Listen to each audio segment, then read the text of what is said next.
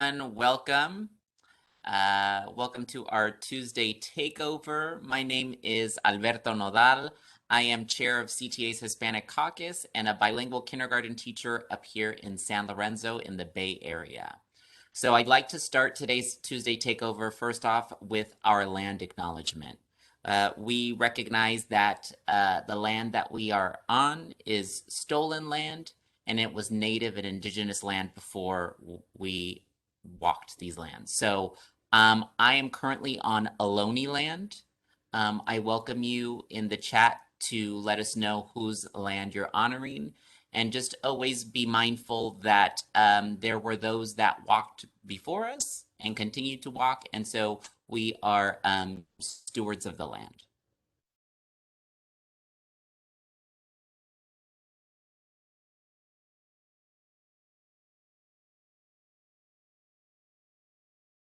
Thank you. And with that, we will get started. So I am very excited to introduce our panelists this afternoon.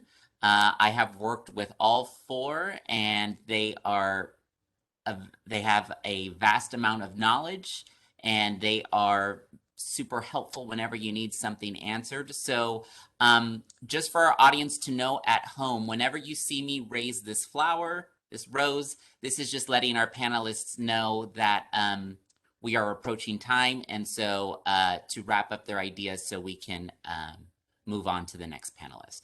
So I will hand it over to my co-facilitator, David Cuestas.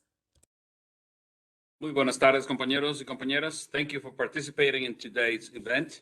I am David Cuestas, a dual immersion 8th grade teacher in Palmdale. I'm also the Hispanic Caucus Racial Equity Affairs Committee representative and serve as the chair of the High Desert Service Center. Without further ado, again, thank you to the panelists. Here we go. If you could please state your name, what is your role in education, and for how long have you had it? And the question to start our conversation is, how has your Latinx, Hispanic, Chicano background has impacted your role in education, your activism in the community, as well as in CTA? Welcome.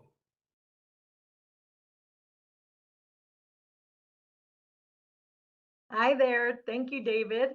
My name is Eva Ruiz, and I am a TK kindergarten teacher, dual immersion program in Fresno Unified. I have been teaching since 1995, and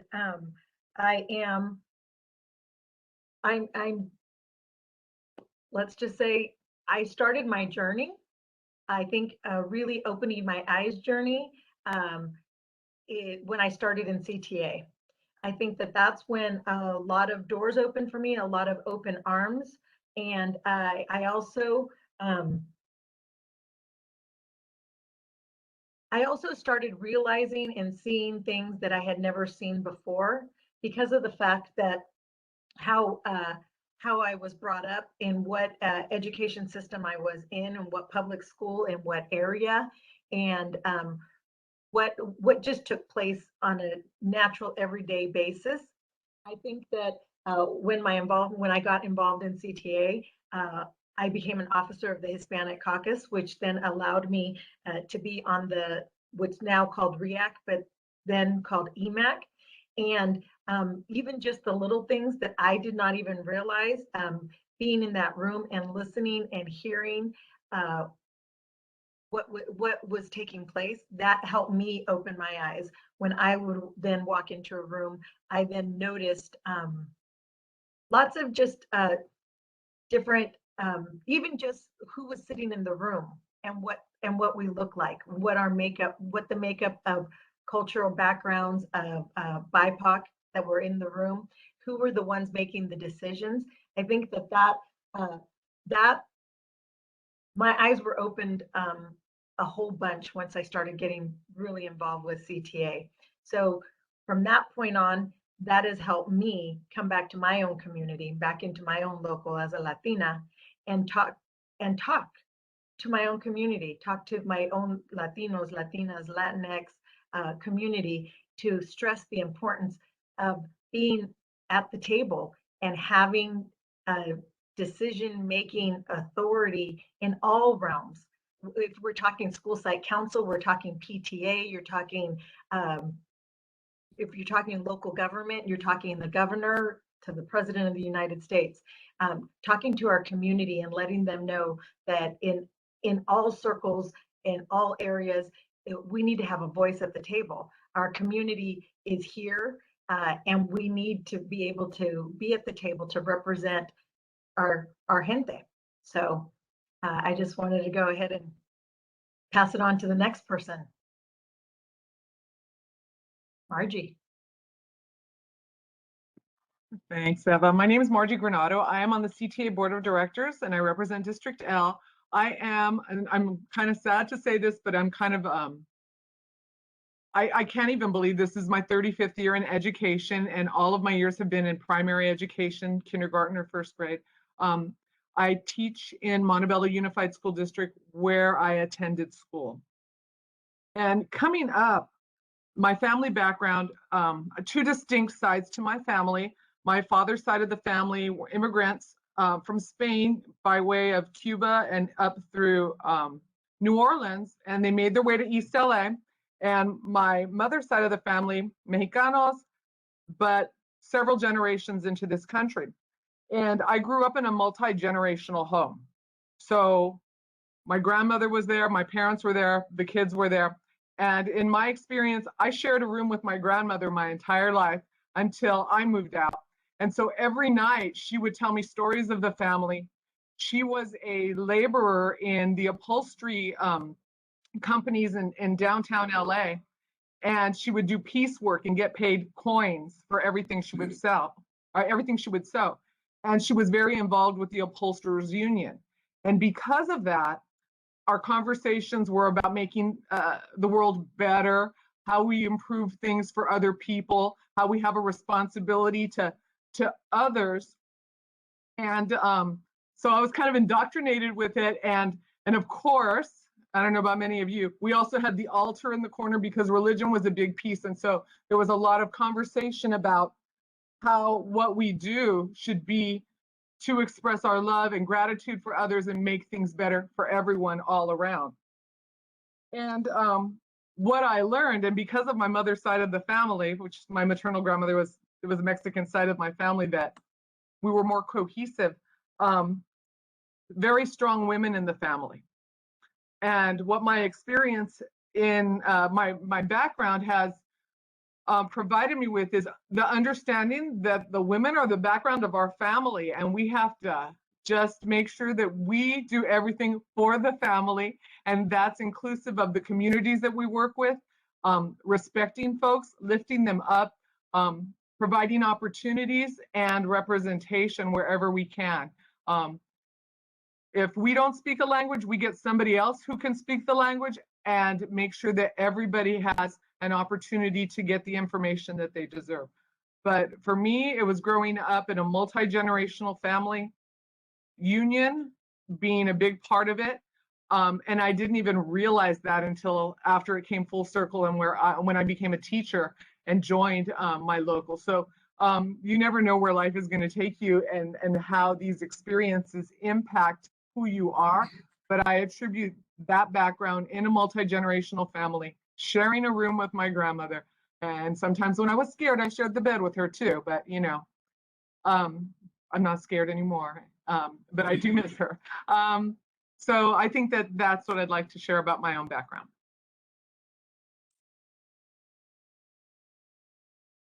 Hi, everyone. I'm Sergio Martinez, and I'm a teacher of 38 years. I am an immigrant, and because I've been teaching 38 years, that means I was born in 1961. And I say that because it plays a big role in my background. The world was very different back then. My father and uncle brought their families over in the Bracero program back in the day, and we settled in Northern California.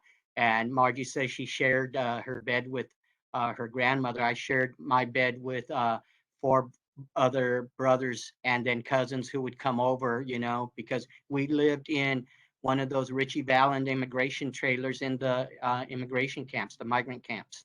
And so just like Margie, I saw a lot back then, a lot of the injustice, because there were very few Mexicans back then. Rarely saw any African American, Native Americans, or Indians, as they were called back in the day, who lived in the reservation. And I spent my childhood working in the fields. One of my earliest memories is at age 3 with a bucket picking prunes in the orchard. And I've shared with people that back in the day, that was when the farmers had permission to beat you if you were not working fast enough. And then that law changed, and if they saw that you still weren't working fast enough, they would speak to your parents and say, that child isn't working fast enough, do something about it, and we'd get whipped, and that helped to form a sense of justice in me, because very few of us spoke Spanish. They tried to beat us out of it back then. I know that many people experienced that as well. But I became a bilingual teacher because of that. And that is actually, many of you hear the stories of how people got involved in the union, that it was one meeting a month and let's go. That isn't my testimony. My testimony is I became a bilingual teacher to help the gente. And I realized that through CTA, through policies and legislation, I could make the most impact for my students. Unfortunately, that was in 1998, 2000, and something that was passed was Prop 227 that did away with bilingual education, so to speak, and half of CTA voted for it. And I was at a crossroads at that time, because I had to decide, what was I going to do? Stay in the union because I went and get something I believed in, or do I, stay in and fight? We fought, and a couple of years ago, we got the dual immersion program installed that David is now part of. And that's I think, if anything, that today, as we talk about the legacy and heritage, that's what I want to leave. The road's always going to be paved with ups and downs, but we as a gente, as Latinos, we have always made it through. Thank you, Alberto. So, hi everybody. Good. Can't see everyone, but it's good to be here. My name is Jesse Aguilar. I'm on the CTA board of directors. I've been in education for this is my 25th year in education. I'm a high school art teacher in Bakersfield. My history. My parents were migrant farm workers. They both met in a migrant camp in Walnut Creek, and they got married, and my dad got lucky that his brothers found a cement plant that was hiring Mexicans, and that was a big deal. So he went down in 1955. All his brothers went down as well to a place called Tehachapi, up in the mountains just off the Central Valley. And they all got jobs at this cement plant, which were good union jobs. So all my uncles worked there, all my cousins worked there. My mom continued to work in the fields to make some extra cash, and she would take me with her. So I like Sergio, I remember picking onions. You'd have to get there early because you get paid by the bag. I remember sitting in the vineyards, just thinking how hot it was, and playing with these little sand frogs and stuff, and sometimes laying down in the station wagon, just waiting for my mom to finish work. That all did. Those are really crisp memories. I remember sleeping on the labor camp floor one time, just in the Central Valley somewhere. I just remember it was really hot, and the cement floor was really uncomfortable, and there was a whole bunch of people sleeping there as well. That's one of my earliest memories. There was also some good stuff happening in Tehachapi. This is also in the shadow of the United Farm Worker movement. And about 10 miles away, La Paz is where Cesar Chavez and the United Farm Workers came after leaving Delano. I had cousins who were 10 years older than me, and they grew up with Dolores' sons, one of which I know really well, Emilio. And so I grew up with these cousins who were 10 years older who, had these big banners about the Chicano power and this stuff. So you had all this stuff that was going on around me, and I was watching it. I remember not eating grapes for a long time because we were told not to eat grapes. So we except for the grapes we stole from the vineyards. But I do remember the UFW campaigns, and those did have an impact on me. And the fact that the union job that my dad got had such a big impact on the way we lived was huge. So, growing up in that town was interesting because it was very segregated. You had the Hispanic people all living together. You had, or not living together, but Hispanic people coming together and doing Christmas parties and stuff together. And the white population was a whole different experience. So I thought that was interesting. Even at the cement plant, when my parents, before I was born, they were segregated. They were in a place. All the Mexicans lived in one place, and all the white folks lived in a town across the street. So it was very, very interesting time. But that was part of my upbringing, and I do remember in high school having a very active, belief or beginning of belief in politics and how it all worked out. San Francisco State was another opportunity. Living in San Francisco in the Bay Area, there's a lot of very political. I remember I got arrested for civil disobedience in San Francisco after the Rodney King trial, after the police were let out in 1992. So that had an impact on me. So when I started teaching, I did want to make a difference, and I did seek out the union because the union had been such a big part of my life. And that did kind of help level the playing field a little bit. Unions help level the playing field, and I remember that. But and even as an educator, I think teaching at a mostly Hispanic high school, about 96% Hispanic, I think made a big impact. So anyways, I'll leave it there. That's kind of where I kind of spring off from my activism currently. Thank you. Perfect. Thank you, Jesse. Very interesting. I like hearing everyone share. I know all four of our panelists, but I get to learn a little bit more about them that I didn't know. So I'll move on to our next section. And before I do that, identity is a very big thing, and not everyone identifies the same way. The term that one person may think is the term that everyone should use may be a term that someone doesn't identify with. So it's been heated debate within our community between Hispanic, Chicano, Chicana, Chicanx, Latino, Latina, Latinx, but none of us share the same experience. We have family in all parts of the world that had different experiences that traveled to the US through various ways. So understanding that just because you may identify as one way doesn't invalidate the way someone else identifies. So in the next question we're going to use just the term Latinx. So what are the top issues facing Latinx educators, students, and communities? And what are some issues you've had to personally face? How have you overcome them, or how are you working to overcome them? For this one, we'll go a little bit longer, so we'll give 4 minutes to each panelist. So we'll start off with Margie. Thank you, Alberto.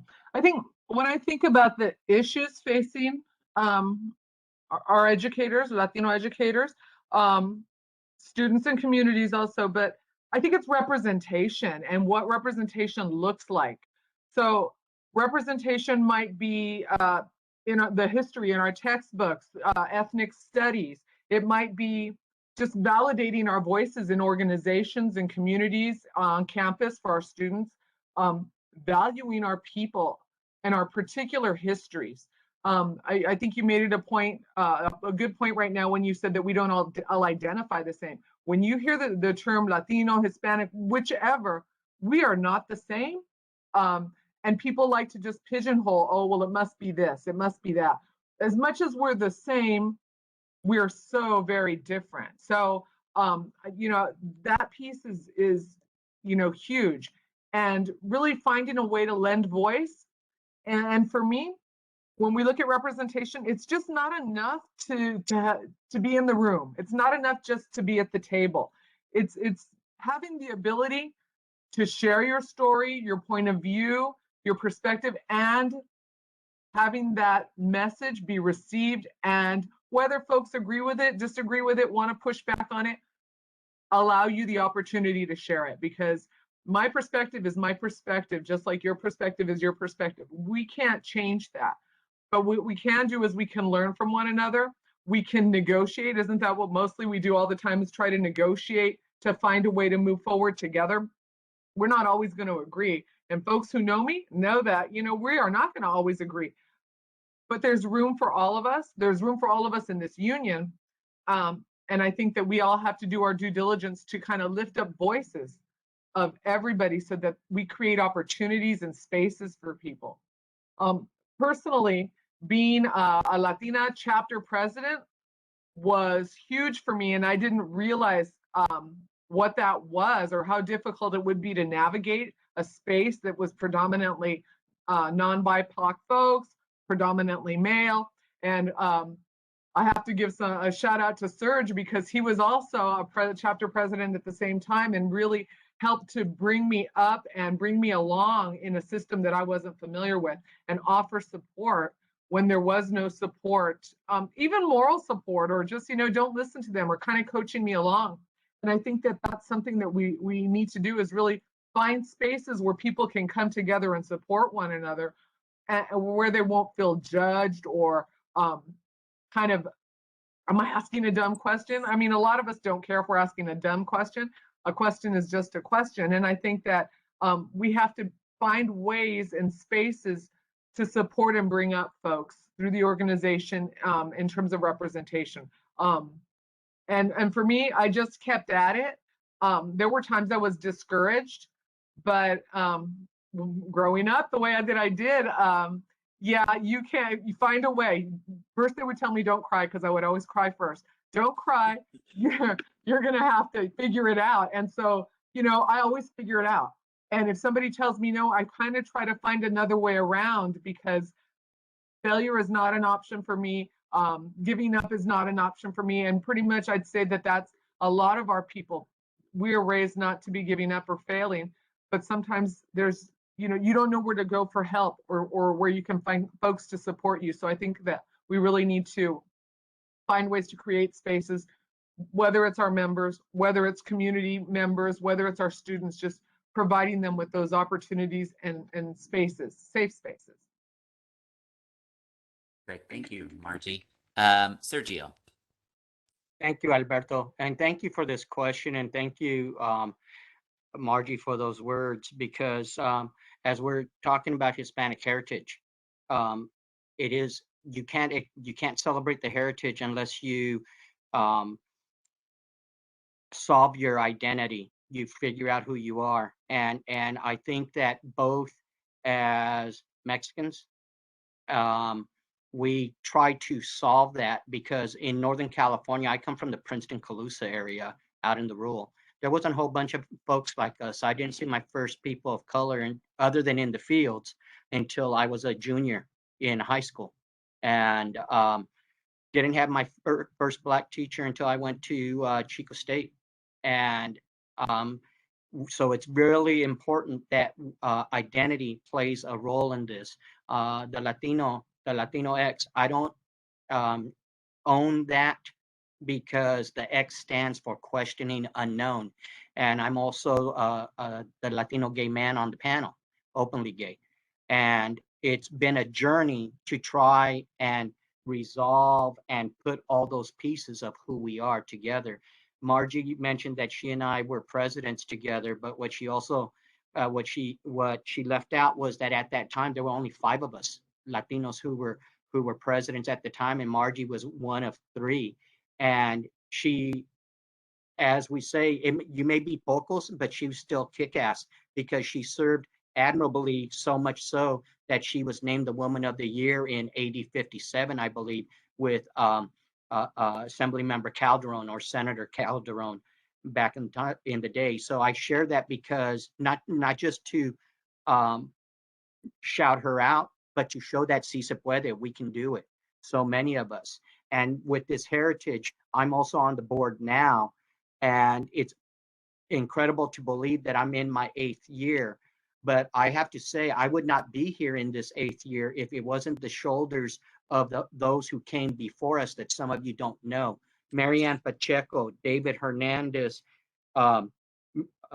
David Sanchez, Sal Sendejas, Carmen Gonzalez, Rich Valles, Michael Bustos, and I can't ever forget Cynthia Peña. Many, many others who this panel is a fruition of the dreams that they all had way back when and saw it coming forth. The issue right now that I see is that we have to, as a gente, need to come together. If you look in society, mainstream, nobody knows how to address us. Nobody knows how to reach out to us. They don't know that we can talk about the poverty. We can talk about the essential workers. We can talk about the language barriers. But now that we have the kids that are evolving, that, you know, back when we were growing up, people weren't speaking the language. Now the second and third generation kids, they have it and they're ready to go. But they are also trying to stay out of the political system and trying to get their own dreams underway. We need to harness that back and bring it back together. I'm very pleased to see right now that there is a move to embrace our Afro-Latino-ness, that because people will not, many do not want to believe that there are African Americans in Mexico, that there are Asian Americans in Mexico, that there are Jewish. And you know, hablan el español más mejor que nosotros, right? They still can't throw down on the tacos like us, but but it is amazing. And so those are the issues that I see that are at our forefront. And you know what? Political party. Look at what's happening. Okay, I see I'll address it in the next one, Alberto. Not a problem. Okay? Perfect. Thank you, Sergio. Jesse. Yeah, I think I'd like to stick with identity, but I want to nuance it a little bit in regards to racial narratives. I think we tend to kind of succumb to being defined by racial narratives that are out there. I think folks out there define us using those racial narratives. You know, as Latino, you know, as a big Latino, you know, with a you know a loud voice, I've come off as menacing, or you know, militant. People have labeled me militant, or you know, if you try to you know grab the conversation or something, you're seen as something different. So you know, I think there needs to be an acceptance that these racial narratives exist. They've existed in popular culture. You know, through our airwaves, through the music, through the you know movies we watch, and we're defined by it a lot of times, especially if in white spaces. I mean, growing up in high school, you know all my friends were white. The high school is predominantly white. You know, going into the profession of teaching is mostly a white profession, not just here in California, but all across the nation. And because of that, you know, teacher unions tend to be a white, you know, run by white folks, especially when you get into leadership. My executive board, you know, I teach at a largest high school only district in the state of California, and the rep council is mostly white. When I got into the executive board, it was all white. I was the only person of color in that room, and you are defined by these racial narratives. You are, you know. When I was on those executive board, I'd be looked at as kind of with suspicion, that you know, and I think we need to understand that, and we need to recognize that. And again, this is not an affliction that just afflicts white folks. It afflicts all of us. It afflicts everybody. If you're a human being, you're susceptible to racial narratives. My brother wouldn't eat beans for the longest time. You know, he wouldn't speak Spanish at school, even though he spoke. You know, my mom demanded that he speak Spanish at home. He would not speak Spanish at school because he was embarrassed. He didn't want to be looked at as different. Now he's a mariachi, you know, so he's come around to understand and accept that. But I do think, you know, for the longest period of time, I didn't recognize that I was using these racial narratives to define my own self. And I was kind of seeing myself as less than. And it wasn't until my eyes opened up that I really started recognizing what I was doing in defining my own self and what other people were doing in defining who I was. And at that point, when I could recognize these narratives and how I was being defined by, only then can you kind of push back on those narratives. And I think it's important for us to be able to push back on those narratives. With the racial narratives, if you're, a Latino male or a Latino female, there are racial narratives that are attached to both those groups, and they affect us in negative ways, in negative manners. So and our students, you can see our students also trying to tackle with these racial narratives. With Latinos who become leaders, I see this imposter syndrome, where they're in leadership positions, but they don't know why they're in leadership positions, because they doubt themselves. They figured that something outside of their control must have happened for them to be in that leadership role, and they don't ever feel like they feel like they're going to be found out at some point, that they're not really leaders and they shouldn't be in those positions. And I've seen too many people of color in leadership positions who doubt themselves like that. And it's something we need to stop doing, because it does really hurt us. I do think that because, I'll talk about this thing in the next question in regards to what we do about it. But I do think that's the biggest issue in regards to identity. I think once we start looking at ourselves and be proud of who we are, and be proud of our heritage, be proud of our culture, and I think only at that point can you be strong enough to kind of bring others along with you, and really carve a path forward for a better place for all of us in CTA and in California. So I'll stop there. Thanks. Thank you, Jesse. Eva. Thank you, Alberto. So I think that one of the top issues that we face as Latinos, educators, students, and community, and I speak because this is something that I'm seeing currently, is that we do not understand, or I don't even know if it's understand or believe in ourselves, in our collective power that we have. When it comes to education, who's on the school board, who's on the school site council, who becomes principals.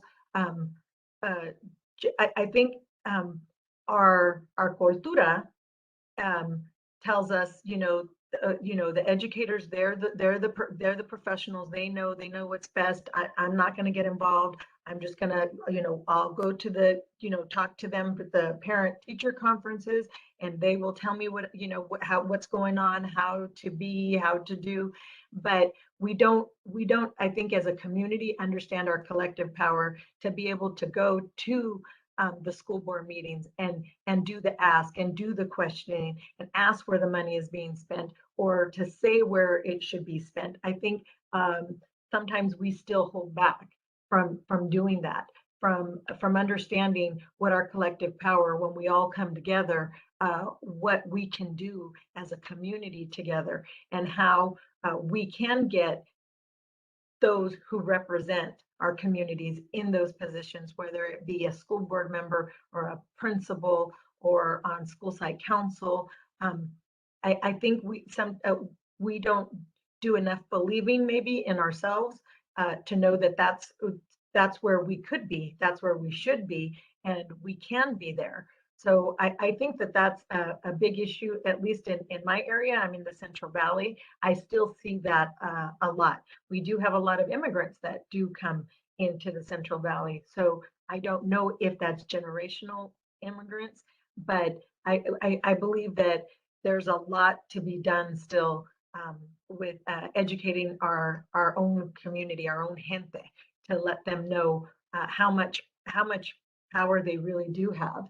Some of the issues that I know I've personally had growing up in the Central Valley in the public school system is just what I said, not believing that anything I had was of value.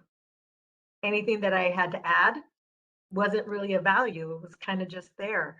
I I have learned that, yeah, my voice is value. My experiences give me the voice to have value.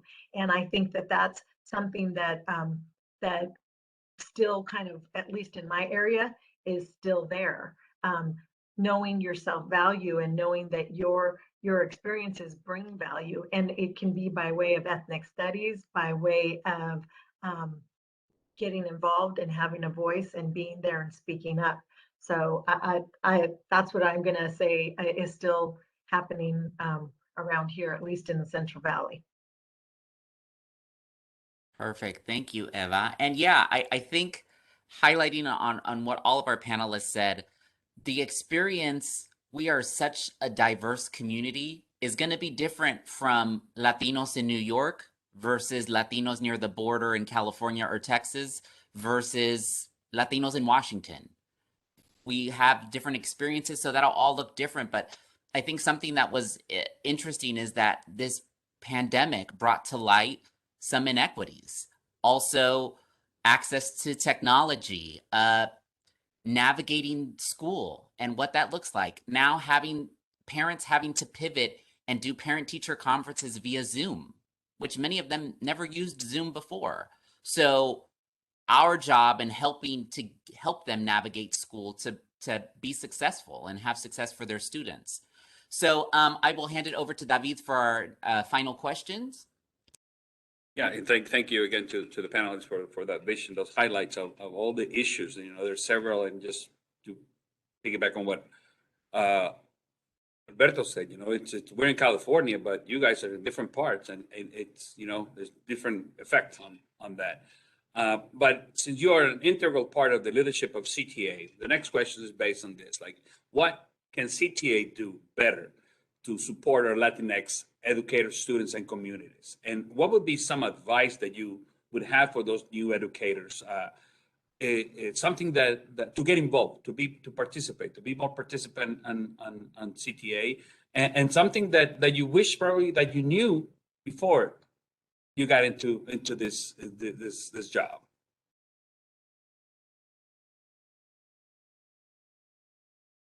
Then we go with Sergio first. Thank you, David. And I thank you for that question, because that's almost exactly where I'm at right now. It's the coming together. It's what CTA can do is what I'm going to continue on what Eva was speaking about, the collective, the power of the collective. And that power of the collective can also work on helping to to work on the racial and social justice issues. You know, back in the day, we called it equity. And those were issues that are near and dear to my heart. But it's also educating and recognizing what is systemic racism and what are the systems. Alberto mentioned a couple of them: the lack of access to technology. But let's toss in there the traps of financial illiteracy. Let's talk about illiteracy. Let's talk about health. Let's talk about nutrition. All of that. Let's talk about the loan trap for our students, our families. You know, the credit cards that can keep our people trapped. Back in the day, again, being the old man in here, we used to have a class that was called life skills, that taught us how to balance a checkbook, how to deposit it, how to sign it, and then how to track it, and so on and so forth. I'm seeing a couple of heads nodding. But also along with that, we have to teach the power of the voting system.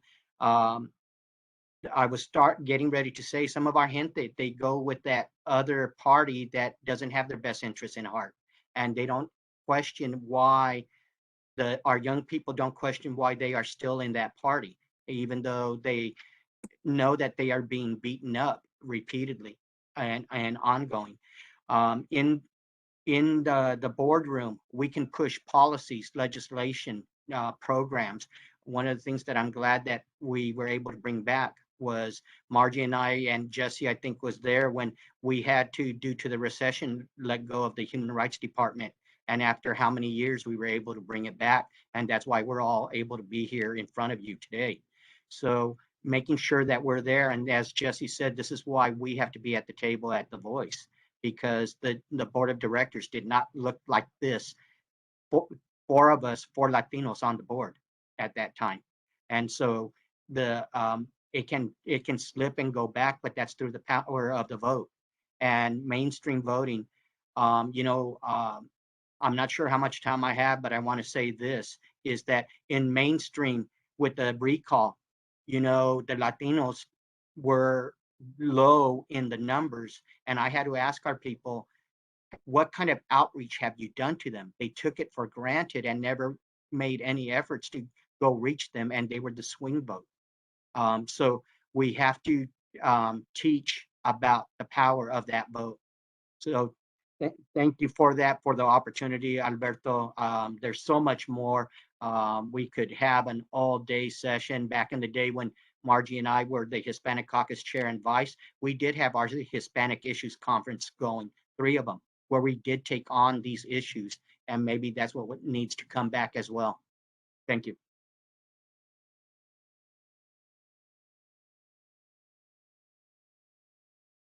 So you want me to go there?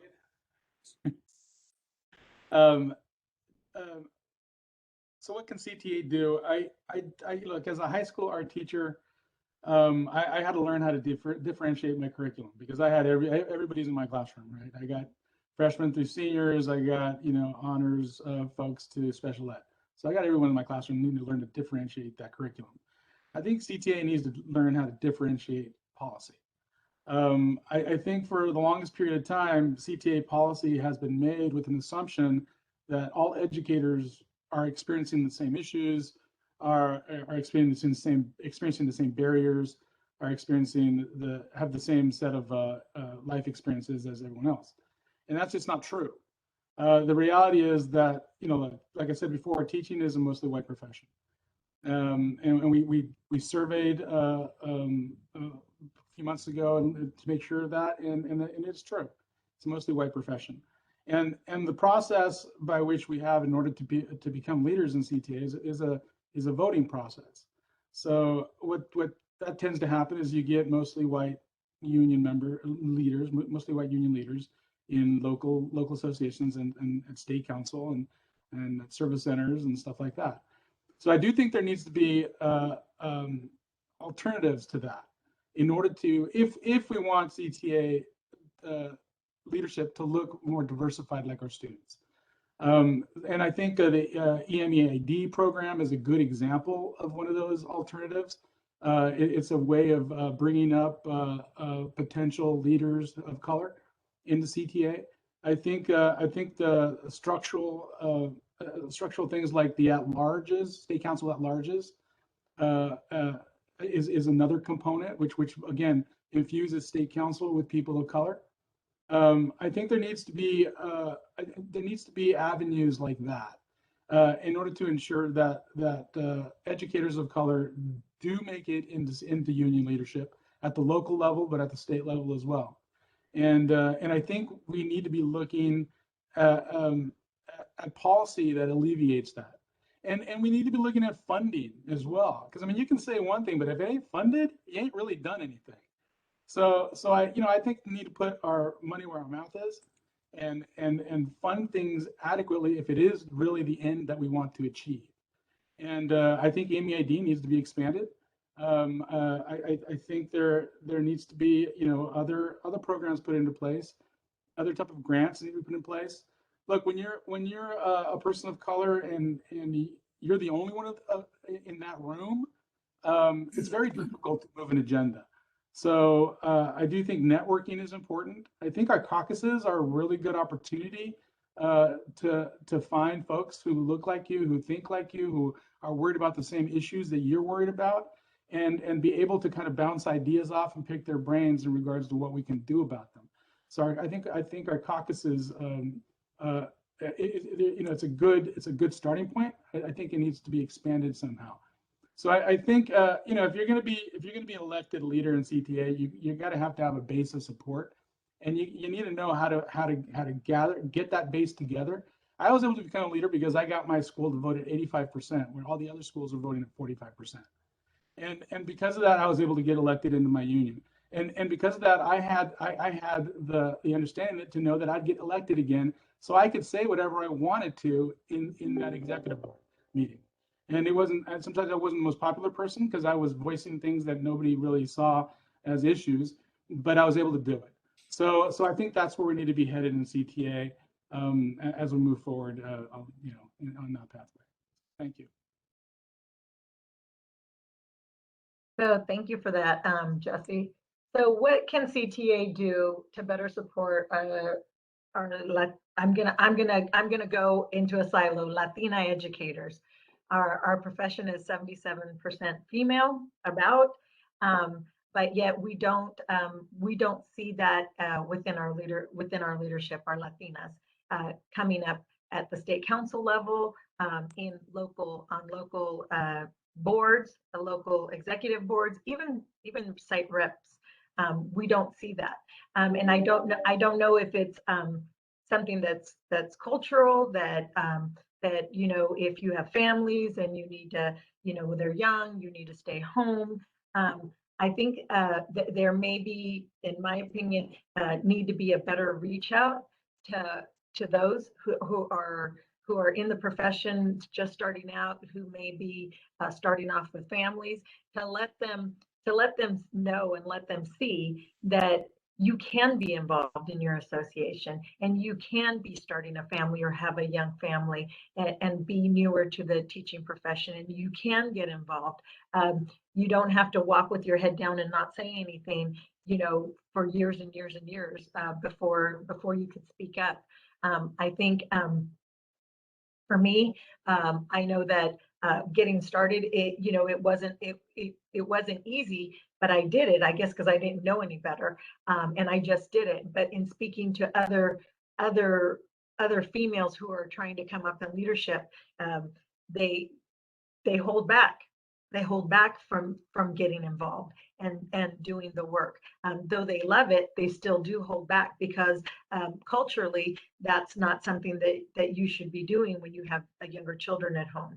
So I think that to better support our younger educators that are coming in that may be starting a family, to let them know. And I don't know if it's by way of having workshops at our statewide conferences or our regional conferences, or something that needs to be done within our service centers to allow a space for them to come in and to see and to learn what it is to be involved and what it is to get involved, and to know that they can do that. I know that it's hard. It can be hard to juggle, but that's what we do. We can multitask, and we can juggle, and we can be involved. Don't hold back from being involved, because you can do it. It takes some support and it takes some resources. And I think that that's where CTA, we talk about the funding. If the funding was there to help support our families who may have little ones who need some help in them being present and being involved, whether it's a statewide or whether conference or whether it's state council.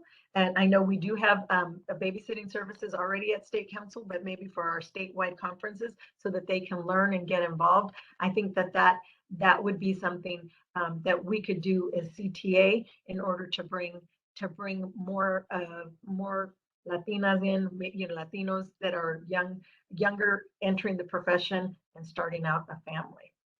So thank you. It goes to you, Margie. Thank you, Eva. And I want to thank you for bringing up the silo of the Latinas. Folks, we need you. We need the Latinas. And even in this space, as much as I respect all of the men in this space, if we're 77% of the profession, we should be more females in this.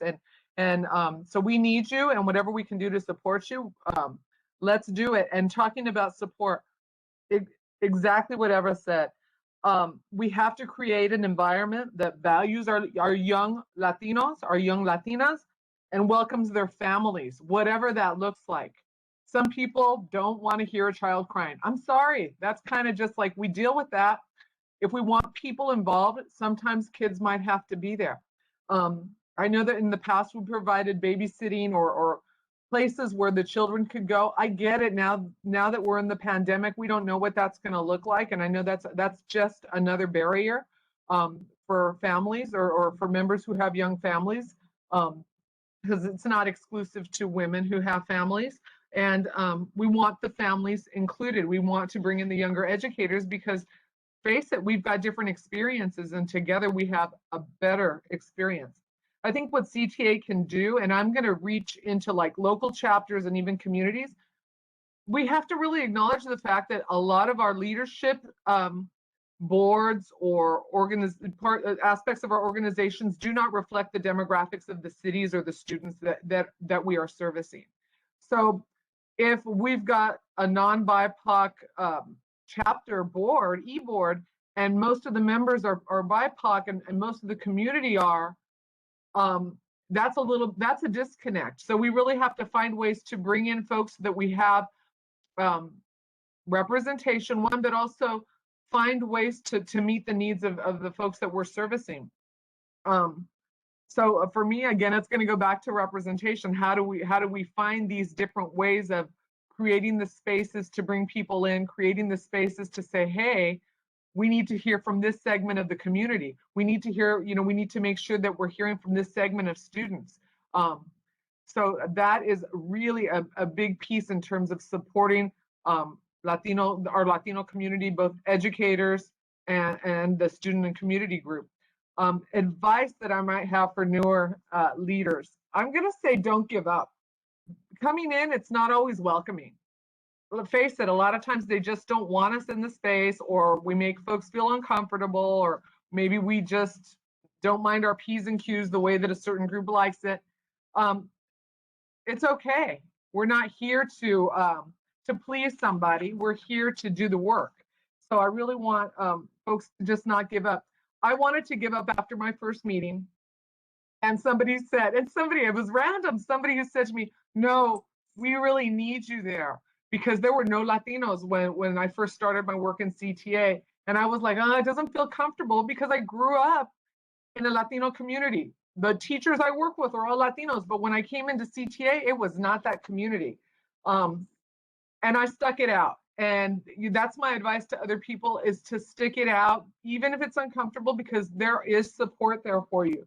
I think the other piece that I want to say is that what I wish I had known, and probably this is years of life now, but to know that you're good enough. You are not here to be the model for somebody else. You're good enough, and whatever you bring to the table, it's awesome. It's exactly what you're supposed to be bringing. So don't worry about what somebody might say to you. Don't worry about what other people think about you. You don't like my clothes? I don't really care. I'm here to do a job. And what's kind of callous about me is, like, I'm not here for friends. I have enough friends. If I die tomorrow, I have enough friends. I'm here to do a job. The bonus is that I've made some really great friends in CTA. And my friends in CTA have become truly a family. And it's really made me to understand what union is. It is family.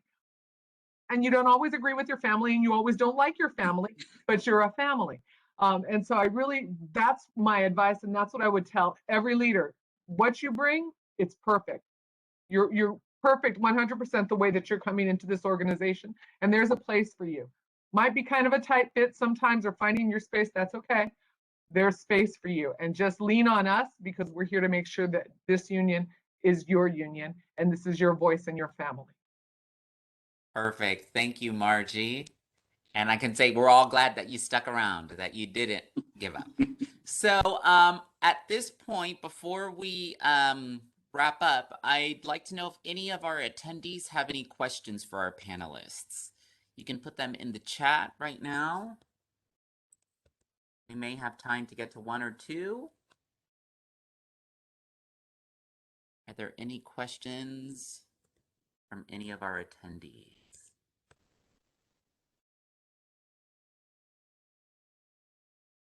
If there are none, I don't know if our panelists would like to end with any final thoughts that you thought of.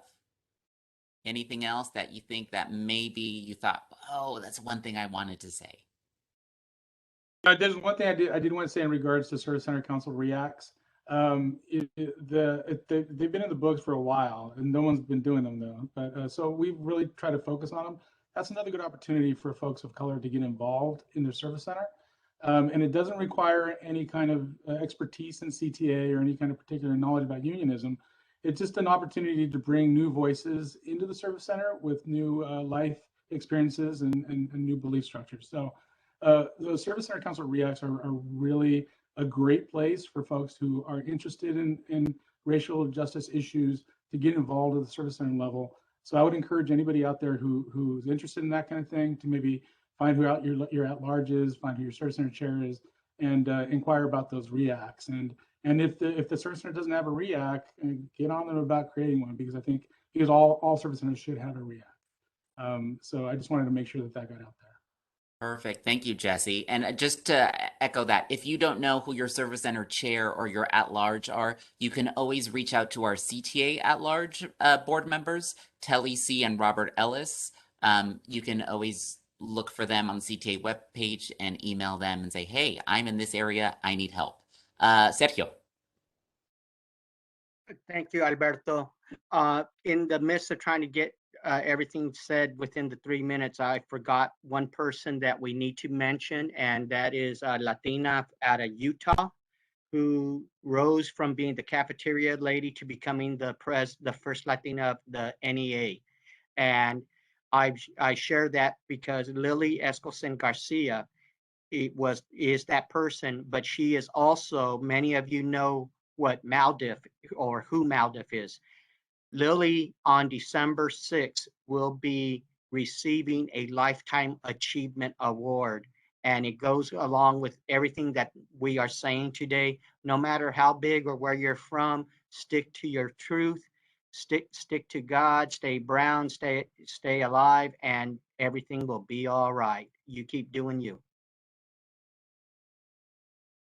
And I failed to mention, if you don't know who your anyone is, you can also reach out to your CTA board member from your own district. They are more than willing to help you and may know that your service center chair a little better than our at-larges as well. So there are many people that are willing to help you in CTA and can point you in the right direction. Eva and Margie, anything else that you'd like to add? Yeah, I did. I wanted just to say that, our cultura is beautiful. Let's celebrate it every day. Let's not just keep it within these 30 days. Let's celebrate our cultura every day because it's beautiful. It's who we are as people, and let's celebrate it every day. Perfect. Thank you. And I just want to say, we need more people to become active. Reach out to your board members. Go to the CTA website, cta.org. Look for your board member. There is space for you. There are opportunities in the service center and our REACT. We need you. We do need you. Thanks. Thank you. So again, thank you everyone for joining us. A huge thank you to our panelists, to my co-facilitator, David. Thank you. And with that, take care, everyone, and we hope to see you soon. Remember, you can always follow us for more Tuesday takeovers. Take care and have a good evening. Bye, everyone.